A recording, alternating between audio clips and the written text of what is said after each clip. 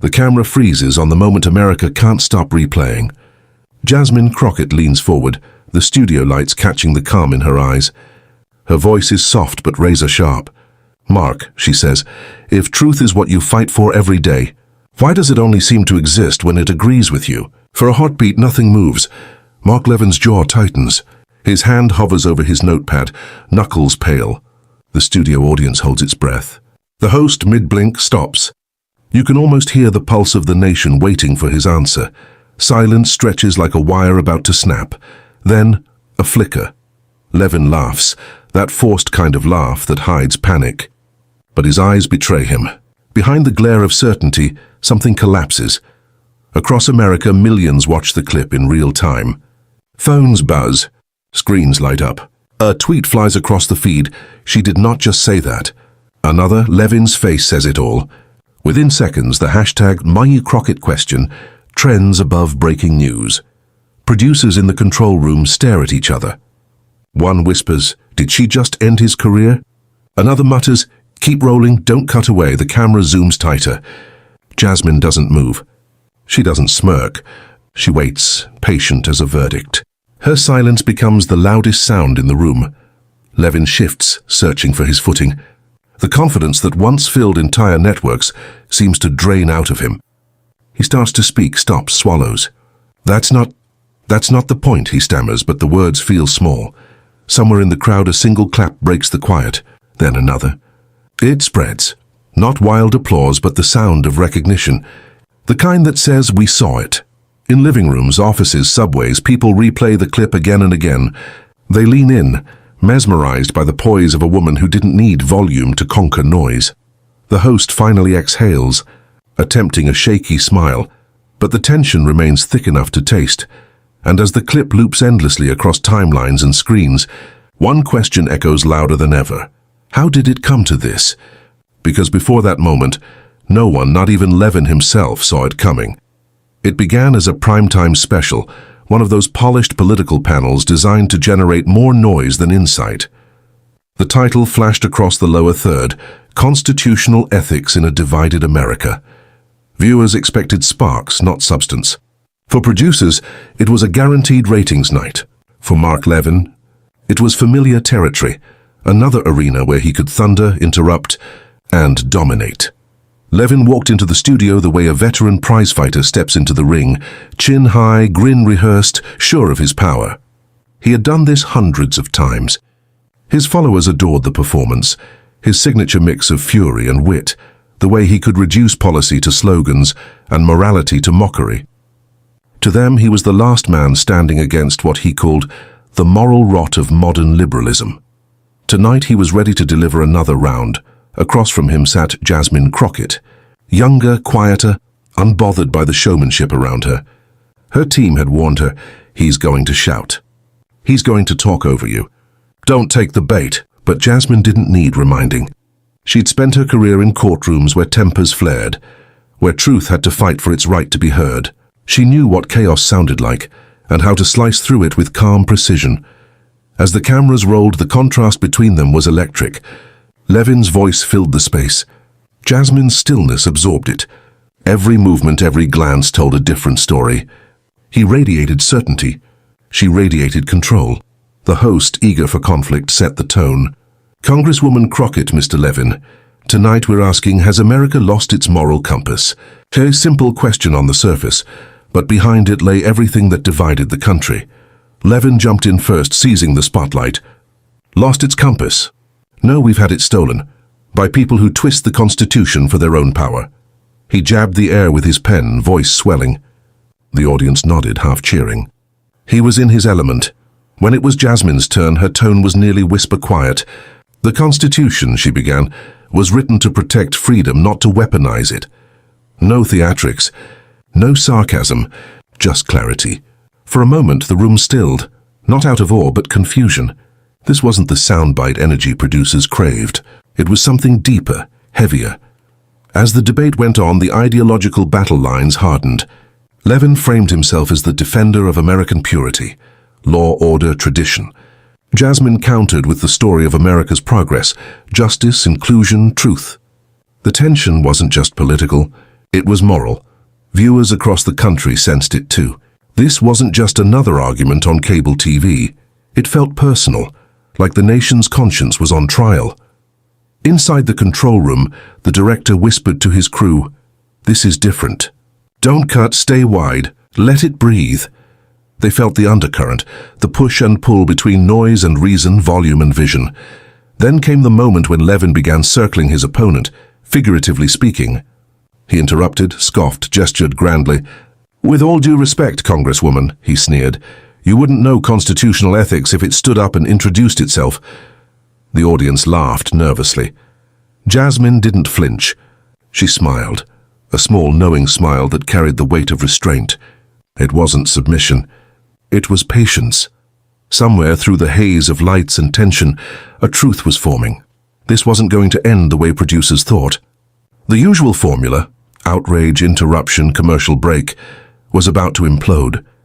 Because beneath the theatrics, something larger was at stake. Not just policy, but the soul of public discourse. Was America still a place where truth could speak softly and still be heard? Or had volume replaced virtue entirely? The answer was coming. But what Levin didn't know was that Jasmine had come prepared, not to argue, but to expose. Mark Levin's voice was once described as a thunderstorm in a suit. For years, that thunder had rolled across American airwaves, rattling dinner tables and car dashboards alike.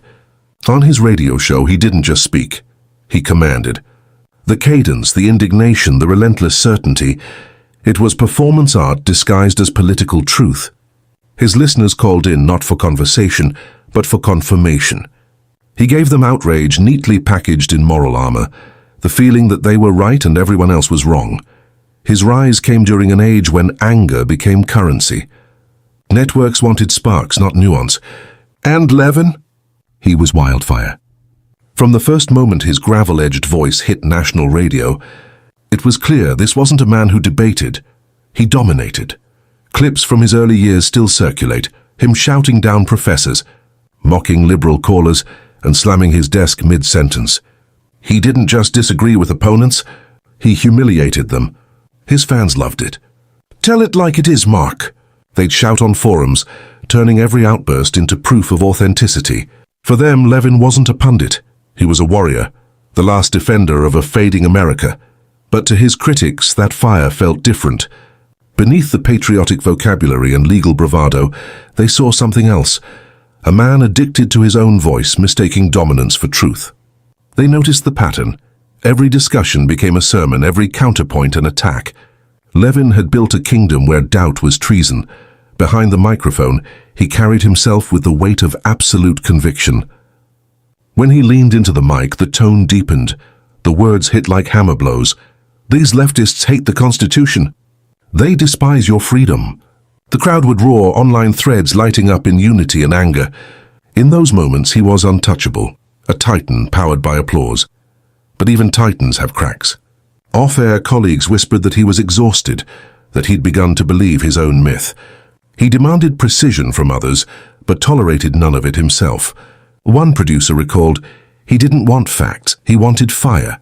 If you brought him nuance, he'd tell you to save it for the next liberal panel. The truth was, Levin had mastered control. Control of the mic, control of the narrative, control of his image. Every pause, every explosion of temper, every insult was calibrated, or so he believed. The danger was that after so many years of wielding outrage as a weapon, he no longer knew where the performance ended and the person began. There was an odd duality to him. To millions, he was the voice of reason. To millions more, the sound of division. And yet both sides agreed on one thing. He was certain, unshakably, immovably certain. About everything, that certainty became his armor and his prison. Because when you are always right, the world stops being a conversation. It becomes a courtroom where you are judge, jury, and executioner. On screen, the contrast was cinematic. One moment he was smirking at a guest's trembling voice. The next he was pounding the desk, veins rising in his temple. "Answer the question," he'd bark, even as he refused to let them speak. Viewers didn't just watch him. They anticipated his explosion the way one anticipates lightning. It wasn't news. It was theater. Yet behind that thunderous presence was a quieter truth, fear. The fear of losing control. The fear of silence. The fear that if he ever stopped shouting, someone else's truth might sound clearer than his own. In interviews, when asked if he ever regretted being too harsh, Levin would scoff. "You can't coddle lies," he'd say, but his eyes told a different story. The brief flicker of weariness, the kind that comes from carrying the weight of being right all the time. As the years went on, his outbursts grew louder, his patience thinner. What once felt like conviction began to look like desperation. The world was changing faster than his rhetoric could keep up. The audiences that once worshipped him were aging, splintering. A new generation didn't want shouting.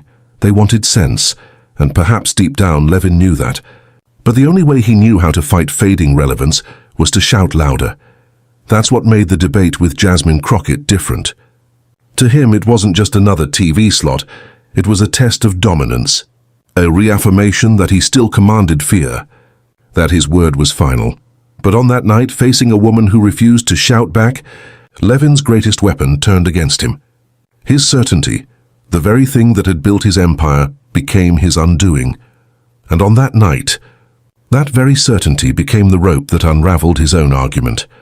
Before the bright lights of the debate stage, before millions watched her silence, a man who made a career out of loudness, Jasmine Crockett was just a girl from Dallas who refused to stay quiet in a world that constantly told her to. She didn't grow up surrounded by privilege or comfort. Her power didn't come from connections. It came from conviction. Every inch of her journey was carved through resistance, through grit, through the stubborn belief that truth mattered, even when it didn't seem to pay. In the courtrooms of Texas, Jasmine learned that power doesn't always look like what people imagine. Sometimes it isn't the one shouting the loudest. Sometimes it's the one who refuses to be moved. Early in her law career, she represented clients who couldn't afford much more than hope. Single mothers facing eviction, young men railroaded by the system, and families fighting to keep what little they had. The rooms were rarely kind. The judges were impatient, the opposing counsel dismissive, and the system tilted like a rigged scale. But Jasmine stayed. Every setback sharpened her. Every eye roll from an older attorney became another layer of armor. She learned to let the noise pass through her, to breathe, to pause, to respond with clarity rather than fire. It was in those moments that she discovered her secret weapon, composure. When you've stood in front of a courtroom where no one expects you to win, and you win anyway, it changes something inside you. It redefines what fear feels like. It teaches you to control the rhythm of a room, to let silence do the talking. That silence would later become her signature. In Congress, Jasmine carried that same fire, but it wasn't reckless. It was disciplined, honed. She wasn't there to perform. She was there to represent those who'd never had a microphone. When debates turned hostile, she didn't shrink. When her voice was dismissed, she made it sharper. But her calm wasn't passive. It was deliberate, almost surgical. Every word, every gesture, every pause was part of a larger rhythm she had mastered long ago. Her colleagues sometimes mistook her stillness for restraint. It wasn't. It was calculation, a kind born from years of surviving spaces that were not built for her. There's a kind of loneliness that comes with that strength. The quiet isolation of knowing you must always be both composed and unbreakable. Behind the poised expression and steady tone, there were nights when she sat alone replaying exchanges in her head. Times when she wondered if the toll of holding herself together, for cameras, for causes, for her community, was too heavy. But every time doubt crept in, she remembered the faces of those she'd defended. The young woman in handcuffs whispering, "Thank you." The mother who cried when the verdict came back in her favor. The students who said they saw themselves in her. Those moments anchored her. They became the foundation of her resilience, not ego, not ambition, but purpose. That's what separated her from men like Mark Levin. For him, power was about domination. For Jasmine, it was about dignity. And that difference, an invisible but unmistakable, would shape everything that happened on debate night. When the cameras turned on, the world saw two forces, one loud, one still. One frantic, one precise. The contrast was cinematic, almost poetic. Mark Levin, the seasoned provocateur, tried to summon chaos. But Jasmine understood something deeper, that chaos feeds on reaction, and the only way to defeat it is to starve it. In the hours before the debate, she prepared not for arguments but for energy. She studied his patterns, how he talked over people, how he used mockery as a shield, how his certainty left no room for reflection. She didn't need to match his aggression. She just needed to let him unravel himself. And when she finally walked onto that stage, calm, poised, almost serene, she wasn't just stepping into a debate. She was stepping into a moment that her entire life had prepared her for. Every courtroom battle had taught her patience. Every dismissal had taught her grace. Every insult had taught her control. So when Mark Levin raised his voice that night, she didn't flinch. She leaned in.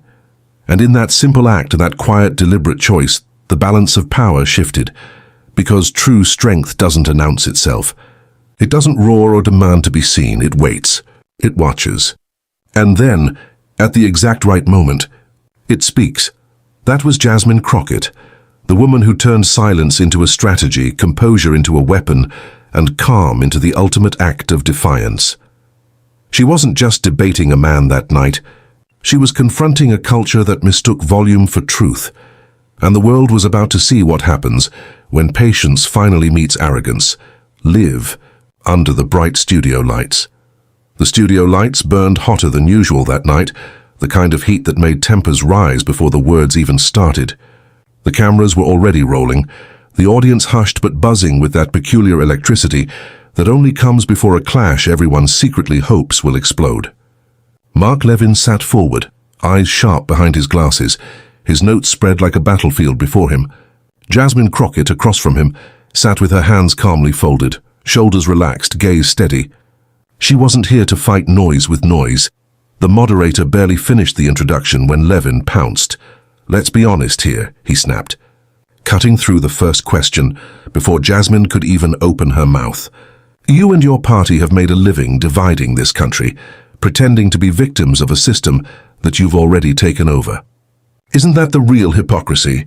There was a sharp intake of breath from somewhere in the audience. Jasmine didn't move. Her face was unreadable, neither defensive nor dismissive, just present. When she finally spoke, her tone was low and measured. "Mark, what divides this country isn't who speaks up. It's who refuses to listen," the audience murmured. Levin smirked. He leaned forward as if proximity might overpower composure. "Oh, please," he barked, waving a hand. "Spare us the sermon. You've built your career crying foul at every turn. Don't act like you're some moral savior of the Republic." Jasmine tilted her head slightly, the faintest trace of a smile at the corner of her lips. Not amusement, not mockery, just recognition. She'd seen this energy before in courtrooms, in panels, in every room where a man mistook volume for victory. "Mark," she said quietly, "I don't save republics. I defend people." Levin interrupted before she could continue. "Oh, come on. That's such a cliché. You defend criminals. You defend failed policies. You defend chaos." Now the tension in the studio had texture, heavy, visible. Even the hosts exchanged uneasy glances. The moderator tried to interject, but Levin's voice barreled through the air like a storm front. "And let's talk about your tone," he continued, jabbing a finger. "You love playing calm, but that's arrogance disguised as civility. You think silence makes you smarter? It just means you have nothing of substance to say." The audience gasped. For a moment it seemed like the insult would land, but Jasmine didn't flinch.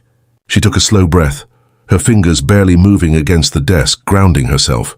Then in that stillness she answered, softly, but with precision sharp enough to cut through his entire performance. "Silence," she said. "Here's what people use when shouting stops working." The words hung in the air. Levin blinked, momentarily thrown off rhythm. The audience murmured again, this time louder. A few people even clapped before the moderator gestured for quiet. Levin's face flushed, a shade between anger and disbelief. He leaned back in his chair, chuckling bitterly, but the laugh was hollow, the kind that hides a bruise forming underneath. He regrouped, switching tactics. "You know what's funny?" he sneered. "You talk about defending people, but you've spent more time defending policies that hurt the very communities you claim to represent. So tell us, Congresswoman, when did you decide that ideology was more important than results?" The question was meant to corner her, to draw her into a trap where emotion would crack her composure. But Jasmine didn't take the bait. She adjusted her mic slightly, looked straight at him and said, "When people stop being treated like results." Her tone was almost whisper soft, but it landed with weight. Even Levin blinked, momentarily silenced by how controlled she was. The debate spiraled. He got louder. She got quieter. He pounded the desk. She folded her hands. Every time he interrupted, she paused, not to yield, but to remind him that she would speak on her time, not his. It wasn't just a political debate anymore. It had become psychological warfare.